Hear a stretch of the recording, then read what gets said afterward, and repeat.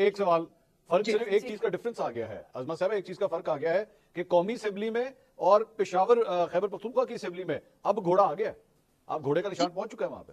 जी जी बिल्कुल, घोड़ा का, पर कोई भी कानून रिट्रोस्पेक्टिव नहीं होता मंसूर जी, साहब। आप सही कह रही हैं। और आज जो लेकिन कमिश्नर के वकील साहब ने भी जो गुजारिश की, महर अगर लतीफा बाद में सुन लेती हैं आप तो ज्यादा बेहतर होता।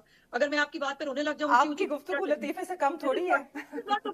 This is not the way to sit in a talk show. हम यहाँ पर आपको लतीफे नहीं सुना रहे हैं, आपके लिए पूरा मुल्क लतीफा है, आपके लिए इस मुल्क का हंसने आइन पर लतीफा पाबंदी है। थोड़ी है आप- उज़मा, एहतजाज पे भी पाबंदी, जमहूरियत पे भी पाबंदी, राय पे भी पाबंदी, मुश्किल हालात में बंदा हंस ले अब उस पे भी पाबंदी है।